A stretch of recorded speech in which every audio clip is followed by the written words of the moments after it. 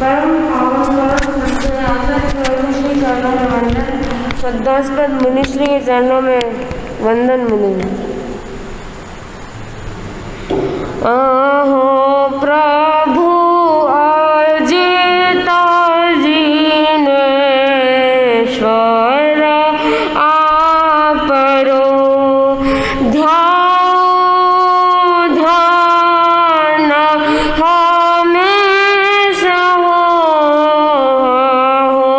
प्रभु अशरण शरण तू ही सही मेटा न सकल कलेश हो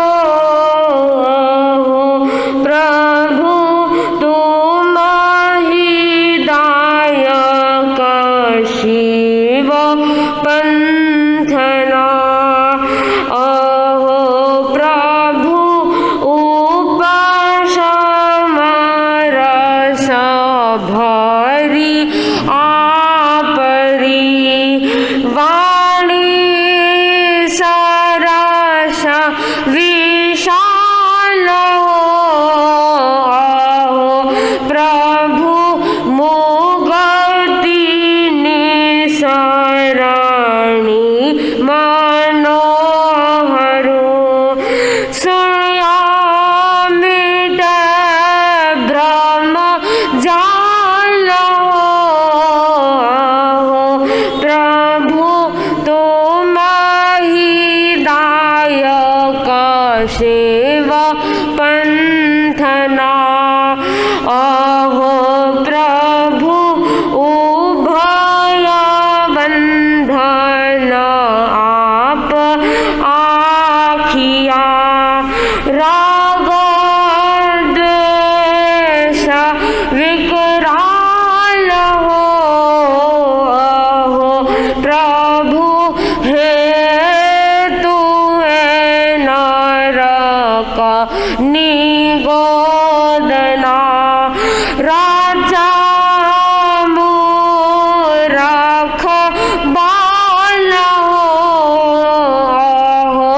प्रभु तुम ही दायक शिव पंथना अहो प्रभु रमणी राख सनी कही विश्वबेली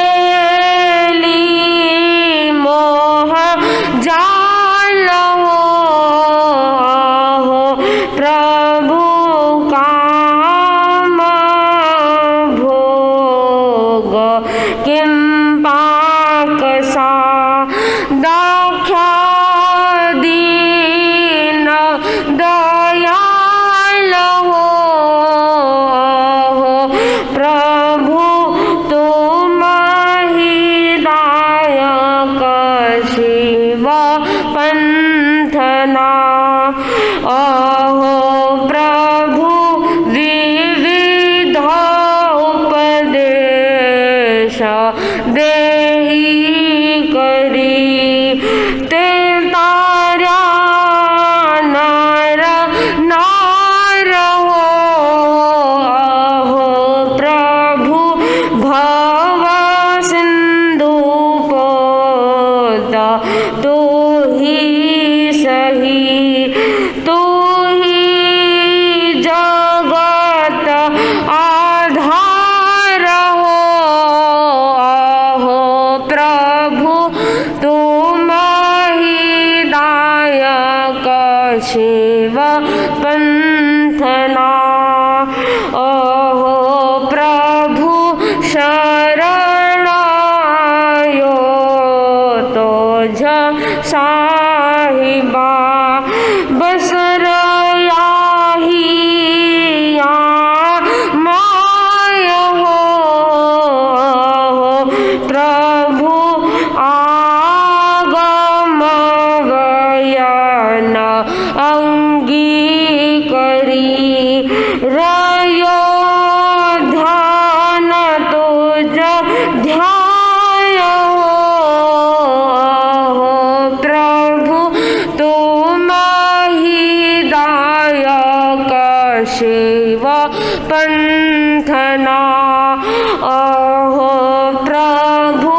संवता गणेश भाद्रव दशमी आदित्य वार हो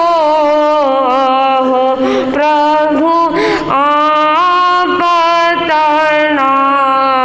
गुण गाविया वर्त्या जय जयकार हो प्रभु तुम ही दायक शिव पंथना।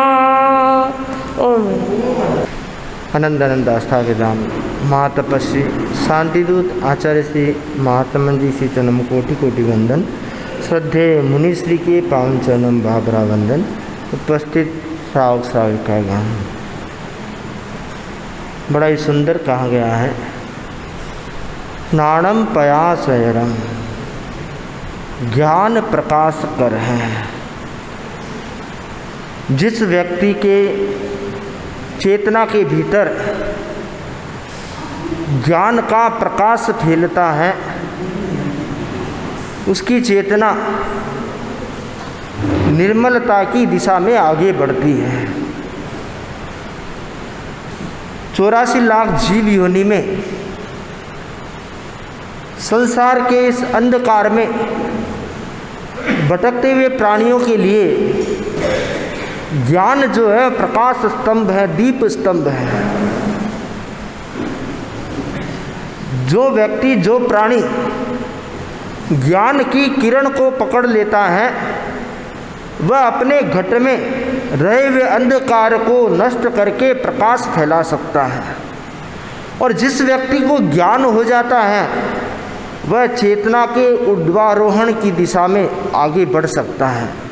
और जब तक ज्ञान नहीं होता है, तब तक वह संसारिक मोह ममत्व माया तेरा मेरा उसमें उलझा रहता है। तो बहुत ज़रूरी है कि हमारे भीतर में ज्ञान चेतना का उदय हो। प्रसंग मिलता है, महाराज जनक जिन्हें विदेही के नाम से जाना जाता था, एक बार शिष्यों ने गुरु से प्रश्न किया कि महाराज जनक तो राजा है, राजकाज चलाते हैं, उनका अंतःपुर है, रानियां हैं, सारी सुख समृद्धि है, वो विदेही कैसे हैं? वो तो देह में रहते हुए संसार में रह रहे हैं, सारा कामकाज कर रहे हैं, तो फिर विदेही कैसे? गुरु ने कहा ठीक है, समय आने पर जवाब दूंगा। एक दिन की बात है, महाराज जनक प्रवचन सत्संग के लिए वहाँ आए हुए थे और अचानक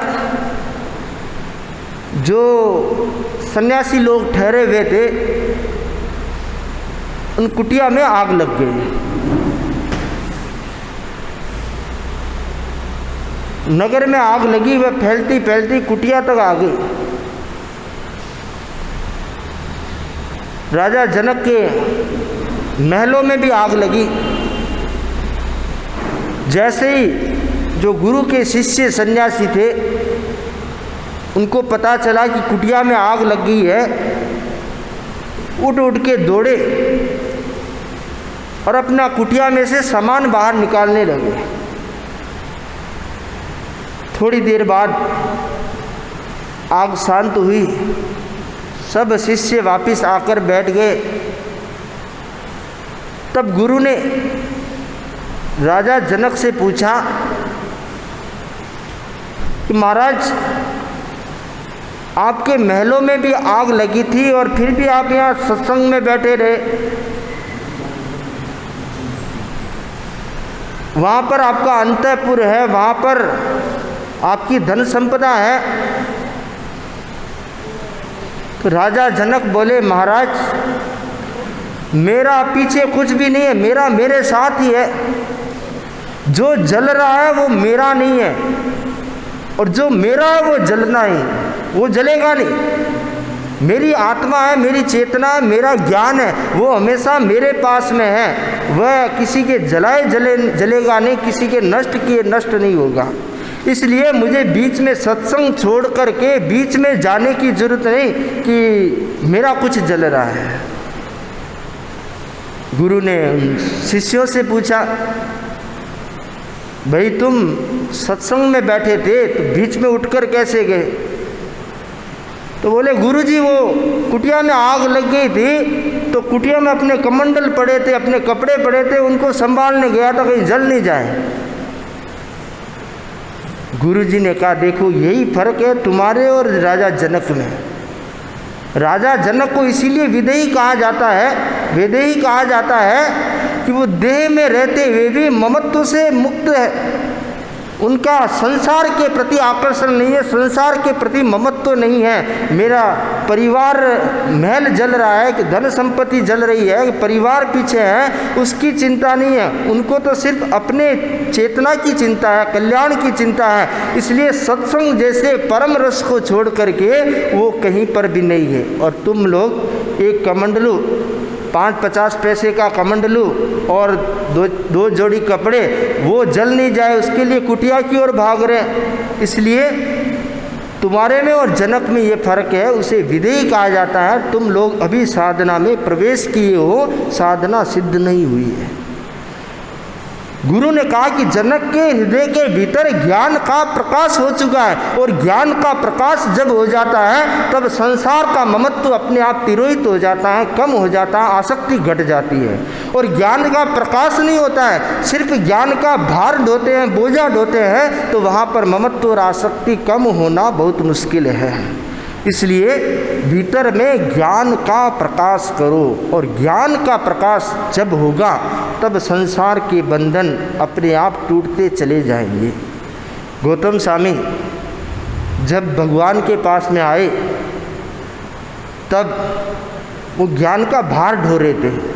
उनको कितना वेद वेदांगों का पूरा ज्ञान था, प्रकांड विद्वान थे, परंतु साथ में अहंकार जुड़ा हुआ था, मेरे जैसा ज्ञानी कौन है। जैसे ही भगवान के चरणों में आए और ज्ञान का उजाला भीतर में हुआ, चेतना की लो जल उठी, और जैसे ही चेतना की लो जल उठी सारा अहंकार गायब हो गया। हम गौतम स्वामी को दो दृष्टियों से देखते हैं। एक गृहस्थ जीवन की दृष्टि से देखते हैं तो अहंकार के शिखर पर बैठे हुए, और दूसरी तरफ भगवान के पास समर्पित होने के बाद देखते हैं तो लगता है विनम्रता के शिखर पर बैठे हुए हैं। फर्क क्या? व्यक्ति वही है। फर्क है ज्ञान चेतना का उदय का। भगवान के चरणों में आए, ज्ञान चेतना का उदय हुआ, और जो अहंकार था वह उपशम हो गया, क्षोभशम हो गया, शांत हो गया।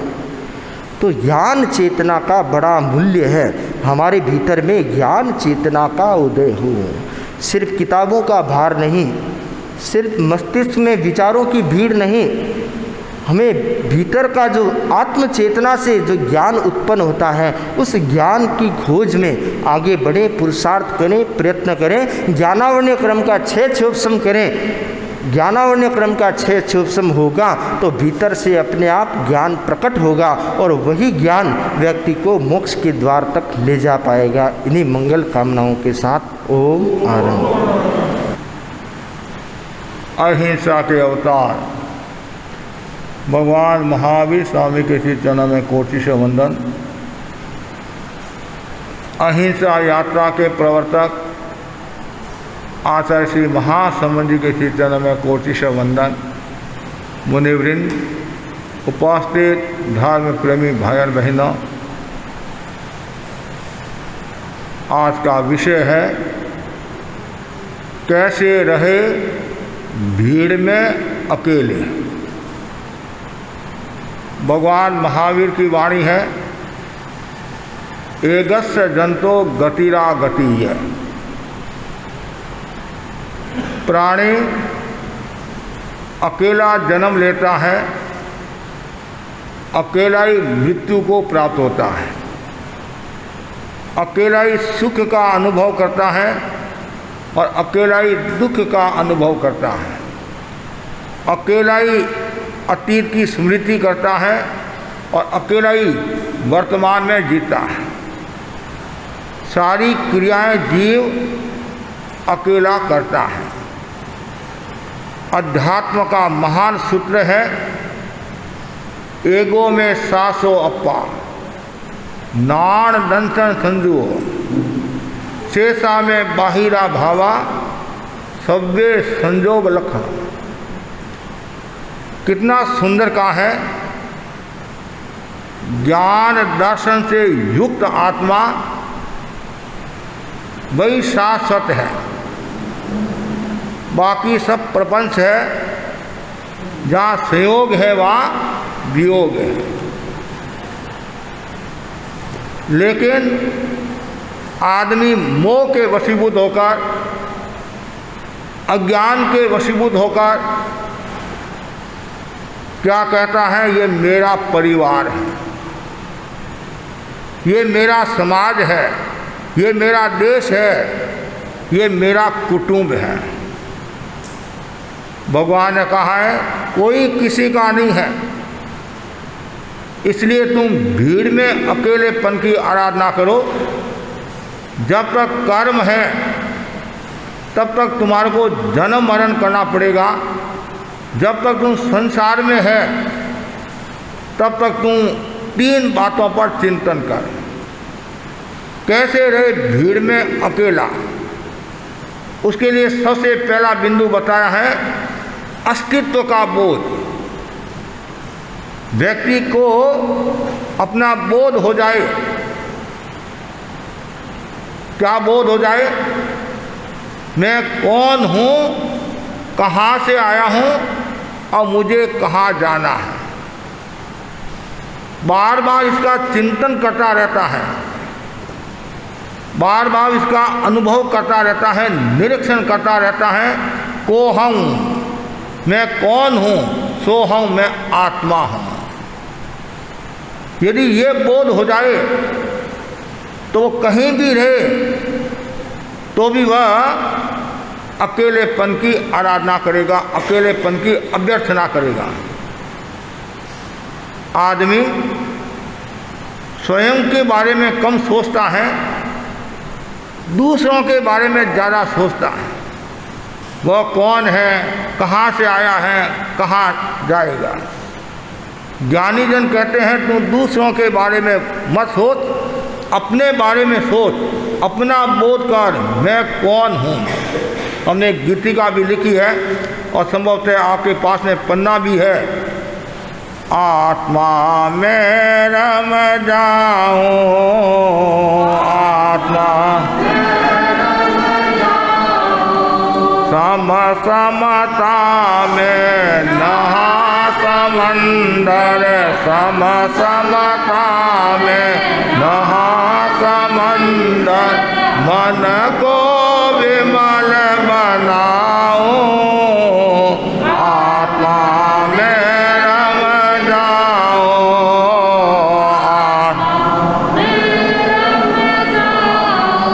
कौन कहाँ से आया हूँ मैं, कहाँ मुझे है जाना। कौन कहाँ से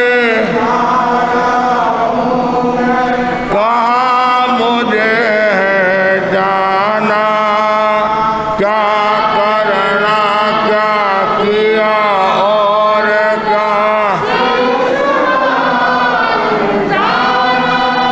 राग देश से छुटकारा पा, राग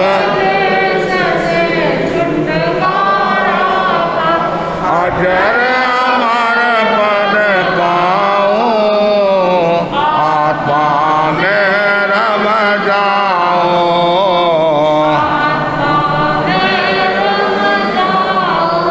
आत्मा चेतन तन बोधल है, क्यों पर को निज मानो।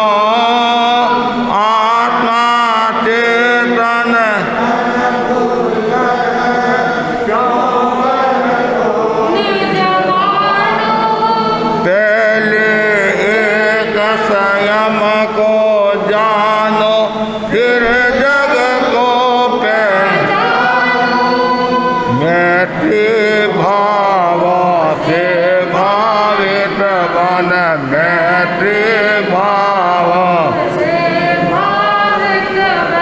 नित्य प्रभुता प्रकटाओ आत्मा में रम जाओ आत्मा में। पहला सूत्र है अस्तित्व बोध। अस्तित्व बोध होना जरूरी है। कुछ लोग ऐसे हैं आज भी अपने बारे में कुछ जानते भी नहीं हैं, अपने आप को पहचानते भी नहीं हैं और अनुभव भी नहीं कर पाते हैं। हम दूसरों के सारे जीते हैं, दूसरा मेरे बारे में क्या कहता है, दूसरा जो कहता है वो मेरे लिए ठीक है। ज्ञानी जन कहते हैं दूसरों की चिंता छोड़, दूसरा क्या कहता है उसके बारे में ध्यान कम दे और स्वयं चिंतन कर और अपना अनुभव कर, अपना बोध कर, तो तू संसार में रहता हुआ भी निर्लिप्तता की साधना कर सकता है और भीड़ में अकेला रह सकता है। तो ये पहला सूत्र है अस्तित्व बोध। मैं, ऐसे मैं का मतलब अहंकार होता है, लेकिन अहम तब तो ठीक है, अहम का मतलब मेरा भी अस्तित्व है, ये स्वाभिमान पड़ा है। अहम के साथ में कार शब्द लग जाता है तो वो धिक्कार को प्राप्त हो जाता है। अहम तक कोई प्रॉब्लम नहीं है, मान और अभिमान कहते नहीं, अभिमान और स्वाभिमान, स्वाभिमान होना जरूरी है, अहम होना जरूरी है। अहम होगा तभी आदमी अपना बोध कर पाएगा। और दूसरा सूत्र बताया है कैसे रहे भीड़ में अकेले, अनासक्त चेतना का विकास। प्राणी संसार में रहता है, परिवार के साथ में रहता है, समाज के साथ में रहना पड़ता है, लेकिन साथ साथ में वो अनासक्ति की चेतना करे, अटैचमेंट नहीं रखे। आसक्ति, वो आसक्ति है, जा नहीं सकती है। कितना सुंदर कहा है, आसक्ति है, जा नहीं सकती है। इसलिए पहले से ही आप चिंतन करते रहे, ये आसक्ति आए नहीं, और नहीं आएगी तो जाएगी क्या। तो हमेशा ये भावना भाव में अनासक्ति का जीवन जीऊं। जैसे कमल कीचड़ में रहता हुआ भी निर्लिप्त रहता है, उसी प्रकार आप भी संसार में रहते हुए, भीड़ में रहते हुए अनासक्ति की साधना करें।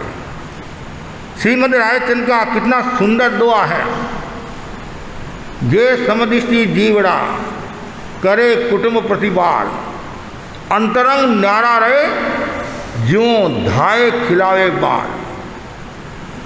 जैसे धाय माता बच्चे को खिलाती हैं, पिलाती हैं, नवराती हैं और माँ से भी ज़्यादा प्रेम देती हैं, फिर भी वह धाय माता क्या सोचती है, ये लड़का मेरा नहीं है। उसी प्रकार आप संसार में रहते हुए भी इस प्रकार का चिंतन करें, ये मेरा नहीं है। 4 दिनों की चांदनी फिर अंधेरी रात, बस केवल मैं मेरे कर्तव्य का निर्वहन कर रहा हूँ। जहाँ संबंध है वहाँ कर्तव्य का भी निर्वहन करना जरूरी होता है। और यदि कोई व्यक्ति कर्तव्य का निर्वहन नहीं करता है तो एक प्रश्न चिन्ह भी खड़ा हो जाता है और व्यवहार में भी लोग उसको अच्छा नहीं मानते हैं। व्यवहार निभाओ, लेकिन निश्चय नय की भी साधना करते रहो। कितना सुंदर कहा है, व्यवहार नए सदे बिना निश्चय नय की साधना कर नहीं सकता। व्यवहार का अपना मूल्य है, लेकिन भीतर में ये सोचो मेरा कोई नहीं है और मैं किसी का नहीं हूँ। गण में रहूं निर्दाव अकेलो। आचार्य भिक्षु ने कितना सुंदर कहा, साधु साधुओं को कहा तुम गण में रहो, अकेलेपन की साधना करो, निर्लिप्तता की साधना करो, अनासक्ति की साधना करो, किसी के साथ अटैचमेंट मत करो, हम दो ये जुगलबंदी मत करो। जहाँ ये जुगलबंदी होती है, दलबंदी होती है, वहाँ आत्मा का भी नुकसान होता है, समाज का भी नुकसान होता है। इसलिए किसी के साथ अटैचमेंट मत रखो। आदमी ममत्व क्यों रखता है, मोह क्यों रखता है, उसके पीछे कोई न कोई उसका कारण है। कारण के बिना कार्य नहीं होता है। पहला कारण है वो क्यों, उसकी स्वार्थ पूर्ति हो रही है, इसलिए वो मोह करा है, राग करा है, आसक्ति रखता है, मीठा बोलता है। कुछ लोग इतने मीठे बोलते, क्यों बोलते हैं, उसके पास उसका काम करवाना है, समाज का काम करवाना है, घर का काम करवाना है, ऑफिस का काम करवाना है। कुछ बहनें काम वाली के साथ कितनी मीठी बोलती है, आप कल्पना नहीं कर सकते हैं। पति के साथ इतनी मीठी नहीं बोलती है, सासू के साथ इतनी मीठी नहीं बोलती है, बेटे बेटी के साथ इतनी मीठी नहीं बोलती है जितनी मीठी काम वाली के साथ बोलती है। 5 मिनट यदि वो देरी से भी आ जाए तो भी जल्दी से कुछ कहने के लिए आप तैयार नहीं रहते, और क्या कहते भाई वो दूर से आइए, पहले तुम चाय पी ले। और पति यदि आधा घंटा से लाइन में खड़ा है भोजन के लिए, कभी शांति रखो, अभी टाइम हुआ नहीं है। क्यों, ये क्यों हो रहा है, वहाँ उसका स्वार्थ है। जहाँ स्वार्थ होता है वहाँ चेतना का शुद्धिकरण नहीं होता है। वो भीड़ में अकेला नहीं रह सकता है, भीड़ में वही अकेला रह सकता है जो निर्लिप्तता की साधना करता है, अनासक्ति की साधना करता है और कोई प्रकार का स्वार्थ नहीं है। तो दुनिया स्वार्थी है, अब बार बार बोलते दुनिया स्वार्थी, दुनिया स्वार्थी, जगत झूठा, कहते नहीं ये जगत झूठा है, दुनिया स्वार्थी है, सब मतलबी है, कहते नहीं। आदमी के कोई काम होता है तो आदमी कितना मीठा बोलता है, और काम पूरा हुआ चेहरा भी नहीं देखता। और जब काम होता है आदमी मीठा बोलता है, और कोई धन कमाकर आपको देता है तो आप कितने खुश होते हैं, कितने खुश होते हैं। और धन कमाकर नहीं देता है, वही पति आपके लिए यमदूत हो जाता है। श्रीमती आपको गर्मा गर्म भोजन कराती है, आप क्या कहते हैं ये श्रीदेवी है। और एक दिन गर्मा गर्म भोजन नहीं कराया, समय पर आपका काम नहीं किया, वही श्रीदेवी भूतनी हो जाती है। क्यों, ये सब संसार का खेल है, स्वार्थ का भाव है। लेकिन हमें क्या करना है, ये सब घटनाओं को देखकर निर्लिप्तता की साधना करना है, अनासक्ति की साधना करना है। किसकी तरह,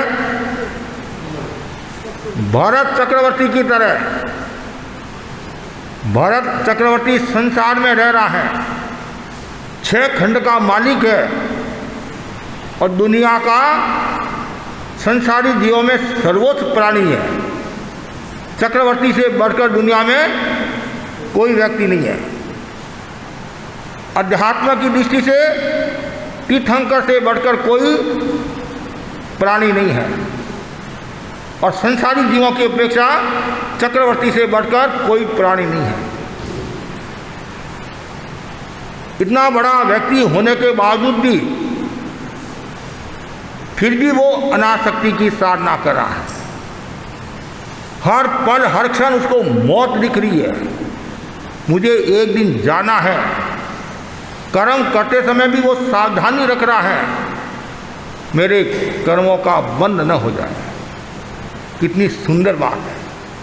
आप भी सुबह उठते ही भावना भाव, पहली भावना अस्तित्व बोध, मैं कौन हूँ, कहाँ से आया हूँ, मुझे कहाँ जाना है, मैं हूँ। दूसरी भावना भाना है अनासक्ति की, और तीसरा जो बहुत महत्वपूर्ण सूत्र बताया है, एकत्व की अनुप्रेक्षा करना। 12 भावनाएं बताई है, 16 भावना भी है, अनित्य भावना, अशरण भावना और एकत्व भावना। अकेला आया और अकेला ही जाएगा, इसका सबको चिंतन करना है। आप अकेलो अवतरे, मरे अकेलो होए, यूं ही कब जीव को साथी सबो ने कोय। आप कहते महाराज इसके बिना मैं रह नहीं सकता हूँ, परिवार के बिना मैं रह नहीं सकता हूँ, समाज के बिना मैं रह नहीं सकता हूँ। बार बार चिंतन करते होंगे आप, महाराज मैं अकेला रह नहीं सकता हूँ। कभी कभी जब हम फुर्सत की बात करते हैं कि महाराज मैं घर को छोड़कर कहीं जा नहीं सकता हूँ, परिवार को छोड़कर जा नहीं सकता हूँ, मुझे तो परिवार के साथ रहना है। ज्ञानी जन कहते हैं कल तुम्हारा आयुष्य पूरा हुआ, परिवार वाले जल्दी से जल्दी घर से बाहर निकालने की कोशिश करेंगे। देखो क्या, ऐसे तो आप कहते हैं मेरा मेरा मेरा, और जैसे ही आयुष्य पूरा हुआ तू तेरा मैं मेरा, इतना जल्दी निकालते हैं जिनकी कल्पना नहीं कर सकते हैं। तो भगवान ने कहा वो तुम्हारे को निकाले उसे पहले तुम बोध कर ले मैं अकेला हूं और अकेला ही जाऊंगा। कोई प्रकार का तुम मोह मत कर। आप कहते महाराज मेरा मेरा परिवार है तो सुख में दुख में काम आता है, कोई किसी के काम नहीं आता है। नमी राजश्री का उदाहरण आपके सामने है। उन्होंने एकत्व की अनुप्रेक्षा की और उन्होंने चिंतन किया जहाँ भीड़ है, जहाँ दो है वहाँ लड़ाई है, संघर्ष है, एक में कोई लड़ाई नहीं है। नमी राजश्री को जब बुखार आ जाता है, रानियां खुद सेवा कर रही हैं, चंदन घिस रही है, एक दो नहीं न जाने कितनी रानियां चंदन घिस रही होगी, और इधर तेज बुखार। नमी बोले आवाज किसकी आ रही है? चंदन रानियां घिस रही है, जो चूड़ियां पहनी हुई है उसकी आवाज आ रही है। असह्य आवाज लग रही थी, दर्द हो रहा था, वेदना हो रही थी। कभी कभी ज़्यादा कोलाहल भी नुकसान का कारण बन जाता है। रानियों ने सोचा राजा को वेदना हो रही है, सुहाग के नाम पर एक चूड़ी रखी, बाकी सब उतारकर चंदन घिस रही है। राजा बोला क्या चंदन घिसना रानिया ने बंद कर दिया? बंद नहीं किया, आवाज़ नहीं आ रही है। चूड़ियों की जो आवाज़ आ रही थी, एक चूड़ी रखकर बाकी सारी निकाल दी। जैसे ये कहा नमी राजर्षि को बोध हो गया। इसका मतलब ये हुआ अकेले में कोई लड़ाई नहीं है, कोई संघर्ष नहीं है। जहाँ दो होते द्वंद्व, जहाँ दो होते हैं वहाँ लड़ाई है, संघर्ष है, झगड़ा है। परिवार में झगड़ा होता है, क्यों होता है? 5-10 सदस्य होते तब झगड़ा होता है। मोहनलाल जी स्वामी फरमाते थे, तोता मैना के टकराते स्वर घर। जहाँ दो स्वर टकराते हैं उसका नाम घर है, और जहाँ घर है वहाँ 5-10 आदमी भी होंगे, और आदमी है तो आवाज़ भी आएगी, संघर्ष भी होगा, लड़ाई भी होगी, झगड़ा भी होगा। अकेला क्या करेगा? भीत से बचीड़ा लेगा क्या? अकेला तो निर्दलीय होता है। अकेले की कोई पार्टी नहीं होती है, दो की पार्टी होती है। तो नमी राजसी को बोध हो गया अब अकेले में मजा है, दो में मजा नहीं है। चिंतन बदला, दिशा बदली, भावना बदली और दीक्षा लेकर आत्मा का कल्याण किया। 4 प्रत्येक बुद्ध हुए, उनमें एक प्रत्येक बुद्ध कौन हुए? नमी राजसी। एकत्व की अनुप्रेक्षा, बार बार अनुभव करते रहो, मैं हूँ, अकेला हूँ, अकेला हूँ, अकेला हूँ, अकेला हूँ, और धीरे करते करते करते वह अकेलापन, एकत्व की अनुप्रेक्षा आत्मा की शुद्धि का कारण बन जाएगी। आप ये मत सोचो कि मेरे बिना गाड़ी चलती नहीं है।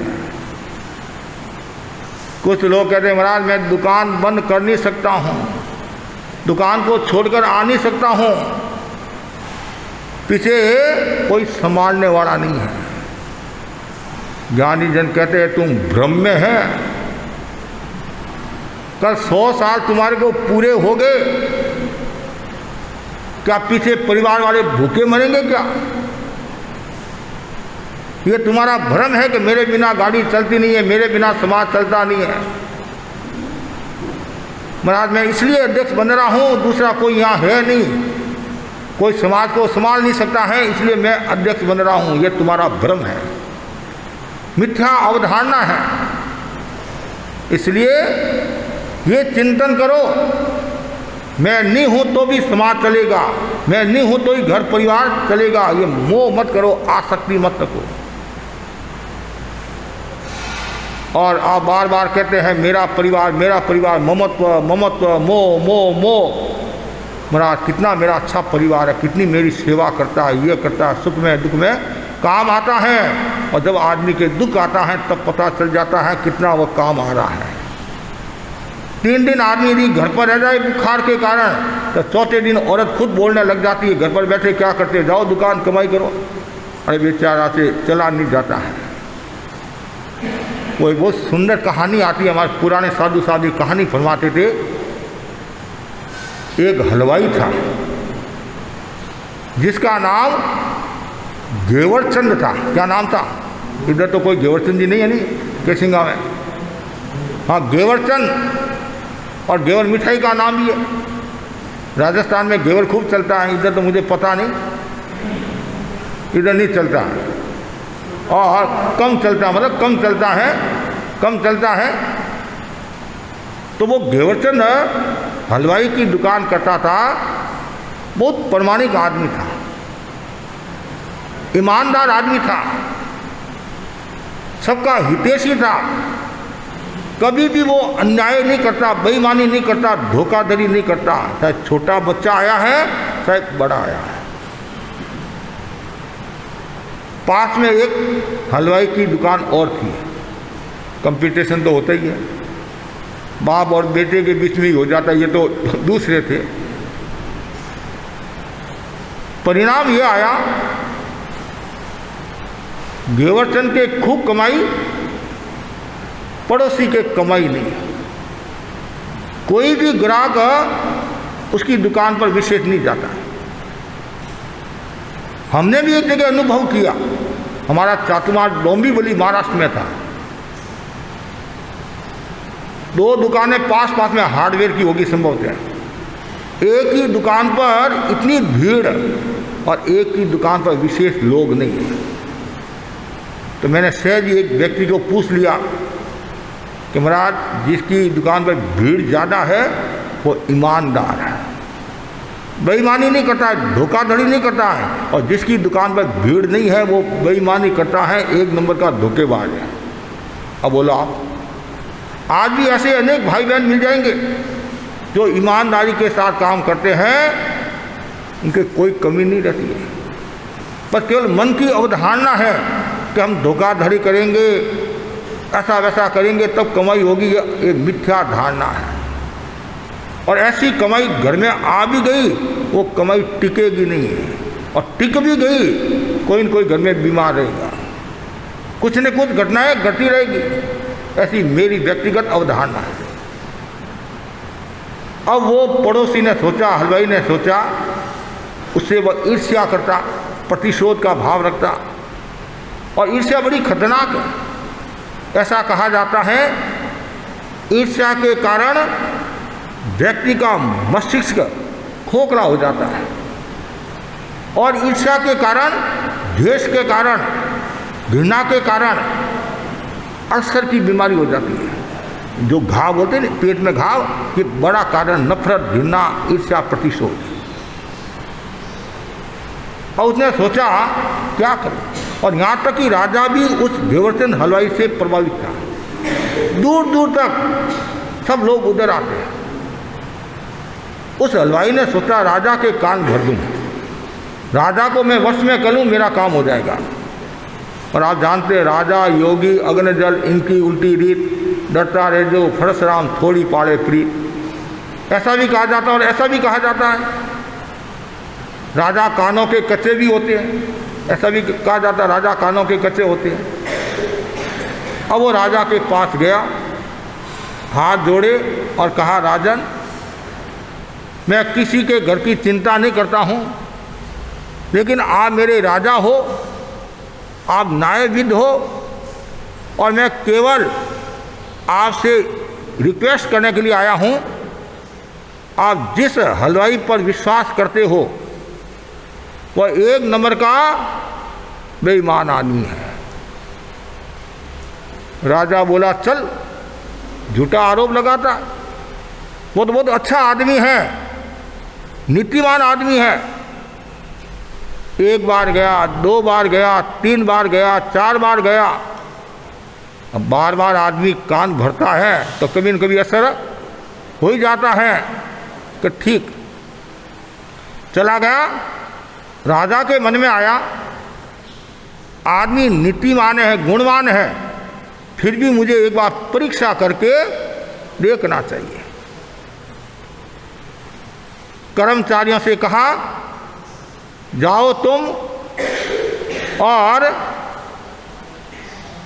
25 किलो घेवर की सामग्री तोल कर दे दो। लेकिन उस हलवाई को नहीं कहना है, उसको तो सीधा माल पकड़ाना। कर्मचारियों के मन में आया आज दिन तक राजा ने ये आदेश नहीं दिया, आज ये आदेश कैसे दे दिया। पर हम सब जानते हैं वो हलवाई है, एकदम ईमानदार है, नीतिवान है, हम भी इतने वर्षों से जानते हैं। लेकिन राजा ने कहा है हम क्यों बोले। सामग्री तोल कर दे दी, और घेवर इतने सुंदर बने। कभी कभी योग होता है, सारी जिंदगी आपने अच्छा जीवन जिया, नीति का जीवन जिया, कब मन के अंदर पाप आ जाता है पता नहीं चलता है। बड़े बड़े ऋषि मुनि भी साधना से च्युत हो जाते हैं, बड़े बड़े लोग भी इसके शिकार हो जाते हैं। हलवाई के मन में आया आज घेवर बहुत सुंदर बने, बहुत अच्छे बने, 4 घेवर यदि मैं चुरा लूं तो राजा के क्या फर्क पड़ता है। कौन वहाँ गिनती लगाने वाला है और कौन तोलने वाला है, उसको ये पता नहीं कि आज तुम्हारे बाप ने तोल कर दिया है। उसने 4 घेवर चुरा लिए, बहुत सुंदर बने थे। मन में वो पाप आ गया, रसायन आ गई। पड़ोसी तो तैयार था, उसने देख लिया 4 घेवर चुराए हैं, बाकी सामग्री पहुंचा दी और वो तत्काल राजा के पास पहुंचा। राजा आज तोल कर देख लेना 4 घेवर कम है। मैं तो आपको रोजाना ही कहता हूँ, आप मेरी बात मानते नहीं हो, विश्वास नहीं करते, मैं क्या करूँ। और आज और मैं आपको निवेदन करने के लिए आया हूँ। सामग्री तोली, 4 घेवर कम। राजा के मन में आ गया ये रोजाना ही ऐसे ही करता होगा, आज तो मैं तोल कर सामग्री दी हूँ, बिना तोले देता हूँ। राजा के मन में पाप आया। पाप क्या, राजा के मन में अन्यथा का भाव आ गया। उधर वह 4 घेवर लेकर कहाँ आता है, अपने घर आता है और श्रीमती को कहता है घेवर रसोई में रख दे, अभी मैं स्नान करके आता हूँ, हाथ मुंह धोकर आता हूँ, आज साथ में भोजन करेंगे। आप भी कभी साथ में भोजन करते होंगे, साथ में भोजन करेंगे। वो तो जंगल में गया, पुराने समय में लक्स साबुन आता था, लक्स साबुन आता था, वो लक्स साबुन लेकर आज भी आता है, लक्स साबुन साथ में लेकर गया, नए कपड़े लेकर गया, जंगल में जो कुआ बावड़ी थी वहाँ स्नान करके एकदम टिप टॉप होकर आज मैं श्रीमती के साथ में भोजन करूँगा और घेवर खाऊंगा। ठीक इतने में लड़का घर आया, माँ स्कूल जाना है, भूख लगी है, क्या भोजन बना? माँ ने कहा बेटा आज तुम्हारे पापा ने मिठाई लाई है। घेवर नाम नहीं बोला, क्यों नहीं बोला? पति का नाम घेवरचंद था। पुराने समय की एक अवधारणा है, पति का नाम नहीं लेते थे, पति का नाम लेते तो उनकी उम्र कम हो जाती, और आज तो सीधा बुलाते। हम मुंबई में जेठा भाई जवेरी के घर पर रुके हुए थे, जो हमारे मुनि महेंद्र कुमार जी स्वामी के संसार पक्षी परिवार में। पत्नी अपने पति को क्या बोलती है? हे अरुण इधर आ। कभी आपने ऐसा बोला?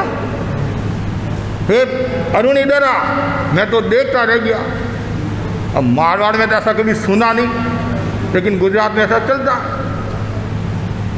और आजकल तो अब तो सामान्य बात होगी, कुछ बोलती है बहनें, कुछ नहीं बोलती। आज भी कुछ बोलती हैं मेरे पति का नाम आप नहीं जानते महाराज, मैं उसकी धर्म पत्नी हूँ। और कुछ कहते हैं महाराज ये मेरे ससुर जी है, ऐसा है। ठीक, तो बाबू को एक घेवर दे दिया, बाबू तृप्त हो गया। छोटा घेवर था, एक बच्चे के लिए तो बहुत है। स्कूल चला गया। लड़की की शादी गांव में कराई हुई थी, वो कहीं गीत गाने के लिए गई हुई थी और वापिस घर जा रही थी। उसने सोचा माँ से मिलती हुई जाऊं, और औरतों की थोड़ा ज़्यादा रहता है, यदि माँ बाप मौजूद होते हैं तब पियर जाने का ज़्यादा मन रहता है, और भाई होते हैं तो थोड़ा कम, भतीजा होता तो और थोड़ा कम, एक अपेक्षा से, और ऐसे भी पियर का रहता है। तो उसने सोचा माँ से मिलती हुई जाऊं। माँ से मिली, माँ ने कहा बेटी एक तुम भी खा ले। गर्मा गर्म घेवर खा लिया। पीछे कितने रहे? 2 रहे। इतने में घूमते फिरते जमाई ने सोचा क्या ससुराल में जाऊं, माल पानी खाकर आ जाऊं। ससुराल में गया और सासू जी ने एक घेवर सामने रख दिया, आराम से खा लिया, चला गया। पीछे एक घेवर रहा। पत्नी ने सोचा उनके तो हलवाई की दुकान है, वो रोज़ाना ही घेवर खाते हैं, रोज़ाना ही मिठाई खाते हैं, लेकिन आपको ध्यान में रखने की बात है जिसके किराना की दुकान है, रोज़ाना वो मेवा मिष्ठान खाने लग जाए, चौथे दिन उसको घर पर आना पड़ेगा। जिनके साड़ियाँ की दुकान है, रोज़ाना श्रीमती की फरमाइश पूरा करता है तो 5वें दिन उसको साड़ी पहनना पड़ेगा। ये एक अवधारणा और सच्चाई भी है। तो वैसे ही उसने सोचा वो तो रोज़ाना मिठाई खाते हैं, एक दिन नहीं खाएंगे तो क्या फ़र्क पड़ेगा, और वो आएंगे तब तक तो ये ठंडा हो जाएगा, फिर सर्दी का समय है, ठंडा हो गया तो फिर मज़ा नहीं आएगा। उसने भी खा लिया। पीछे कुछ नहीं, अब वो बेचारा हाथ मुंह धोकर स्नान करके अच्छे कपड़े पहनकर टिप टॉप होकर बड़ी प्रसन्नता के साथ, चेहरे पर प्रसन्नता का भाव, घर पहुंचता है। रोजाना चौक में भोजन करता है, आज रसोई में बैठा, क्यों? साथ में भोजन करना है। रसोई में बैठा, श्रीमती ने रोजाना की भांति 4 फुलके, बड़ी का साग, गट्टा का साग रख दिया। वह बोला वो कि वो क्या, वो क्या, वो क्या, कि मैंने लाए थे नहीं, क्या घेवर? फिर घेवर तो गए,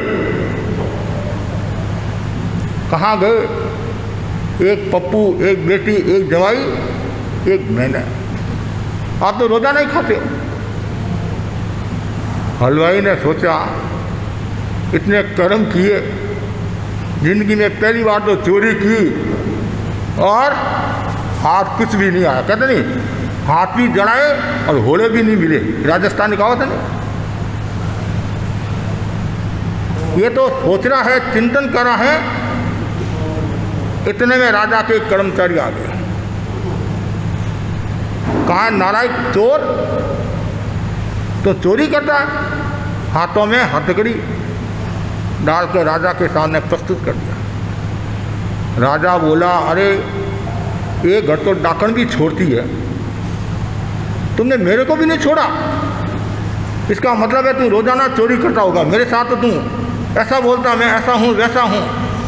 वो बोला, जो भी आप कहे मैं मानने के लिए तैयार हूँ। राजन, कुछ मेरी बात भी आप सुन लो। मैंने मेरी जिंदगी में कभी चोरी नहीं की। न जाने आज मन में क्या भाव आया, क्या अशुभ पुद्गल के भाव आए, बुरी भावना आई, जिसके कारण मैंने ये चोरी की। राजा बोले, कितने घेवर चुराए तुमने? चोरी की? हाँ, ये बात सही है। कितने चुराए? 4 चुराए। राजा ने सोचा प्रमाणिक है, झूठ तो नहीं बोला। ये एक नियम है, गलती को यदि स्वीकार कर ले, अपराध को स्वीकार कर ले तो आदि सजा माफ भी हो सकती है। ये अध्यात्म के क्षेत्र में भी है। आचार्य तुलसी फरमाते थे, तुम्हारे से गलती हुई है, तुम गुरु के सामने सरलता से प्रस्तुत हो जाओ और अपनी गलती स्वीकार कर लो, तो थोड़े में भी काम हो जाएगा। मतलब प्रायश्चित लेकर शुद्ध हो जाओ। और यदि मन में तुम सफाई देने की कोशिश करोगे या मन में पाप रखोगे तो और ज़्यादा तुम्हारे कर्मों का बंद होगा। अब राजा ने सोचा बात तो सही है, 4 ही चुराए। तो तुमने चुराए हैं तो 25 कोड़े दंड के रूप में, सजा के रूप में कि तुमने चोरी की है। मैं कोड़े को स्वीकार करता हूँ कि मैंने गलती की, चोर हूँ मैं। लेकिन राजन, एक मेरी बात आप सुन लो। राजन, घेवर मैंने चुराई ये बात सही है, खाया मैंने एक भी नहीं है। राजा बोला, उसका मैं क्या करूं? चोरी तुमने की है, अपराध तुमने किया है, इसलिए तुम्हारे को ये 25 कोड़े। हलवाई बोला, बात सही है, लेकिन 1 घंटे की मुझे मोहलत दो, 1 घंटा मुझे छूट दो। जिन्होंने घेवर खाए हैं उनको मैं पूछ कर आता हूँ। और राजा को विश्वास था, आदमी अच्छा है, ठीक है, छद्मस्तता के कारण, परमार्थ के कारण गलती होगी है।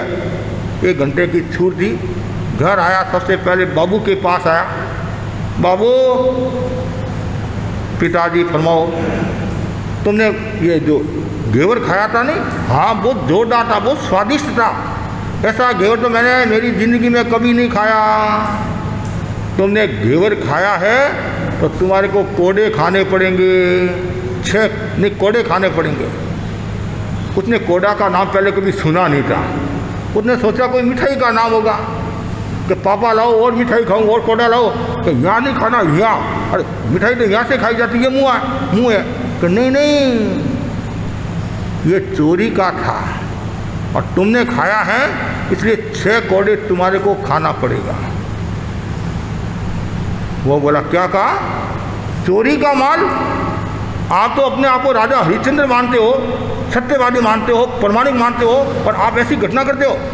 आपने चोरी की है, आपने अपराध किया है, आपको ही कोड़े खाने हैं। मैं न आज खाने वाला हूँ न कल खाने वाला हूँ। माल में साथ में हूँ, मार में साथ में नहीं हूँ। उस छोटे से बच्चे ने ऐसी बात करी, बाप भी देखता रह गया। बेटी के पास गया, बेटी ने मना कर दिया। जमाई से बातचीत हुई, जमाई बोला, आज से तुम्हारे घर आने का त्याग है। मैं इसलिए जमाई बना मार खाने के लिए, ऐसी मार मुझे नहीं चाहिए। अब लास्ट में घरवाली और अर्धांगिनी बोलते हैं। उसने सोचा 50-50, आधे वो खा ले और आधा मैं खा लूँ, कम से कम मरूंगा तो नहीं। 25 कोड़े कोई सामान्य बात थोड़ी है। घरवाली के पास में आया, घरवाली से कहा, ये तुमने घेवर खाया? हाँ खाया। तो तुम्हारे को कोड़ा खाना पड़ेगा, और ऐसा करे 25 कोड़े मिले हैं, मैंने तो घेवर नहीं खाया, फिर भी 25 में से 12 मैं खा लूँगा, 13 मैं खा लूँगा और 12 तू खा ले, ताकि क्या है, तू ही नहीं मरेगी और मैं ही नहीं मरूँगा, आराम से ज़िंदगी जिएंगे। जैसे ये कहा, वो क्या बोली, क्या कहा, कोड़े न आज खाने वाली हूँ न कल खाने वाली हूँ। तुम्हारे घर पर आकर न तो कभी गरम खाया और न कभी लाल कपड़ा पहना, और आज एक मैंने घेवर खा लिया, और कोड़े न आज खाने वाली हूँ न कल खाने वाली हूँ। तुम जानो, तुम्हारे कर्म जाने हैं। तुमने चोरी किए हैं, कड़ान कमांड मुख करती है। तुमने कर्म किए, तुम भोगो, मैं क्यों भोगूं?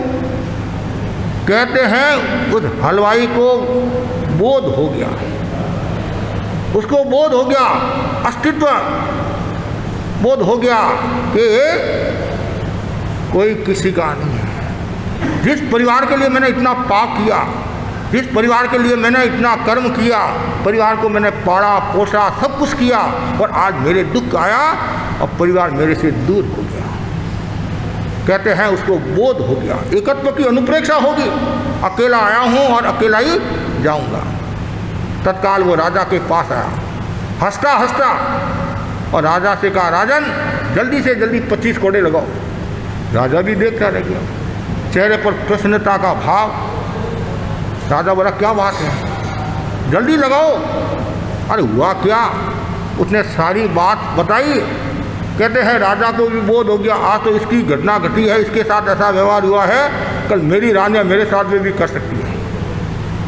कहते हैं दोनों को बोध हो गया। 25 कोड़े तो अपराध के खाए उसने धीरे धीरे, लेकिन कहते दोनों को बोध हो गया। और वहाँ कोई कवि खड़ा था और एक कोई दोहा भी बना दिया, घेवर जमाई जीम गयो, बेटा वो सब कोई, और काम पड़ियो दरबार में कुटोणो कंदोई। दरबार में जब काम पड़ा तो मार किसके पड़ी? हलवाई के मार पड़ी। इस कहानी का ये सार है, व्यक्ति एकत्व की अनुप्रेक्षा करे। कितना सुंदर गीत में कहा है, मौजा उड़ावे लोग पाप करियो एक लो, पाप करियो एक लो, कोई न बटावे हाथ, जांच कर देख ले हो, जांच कर देख ले हो, जांच कर देख ले हो।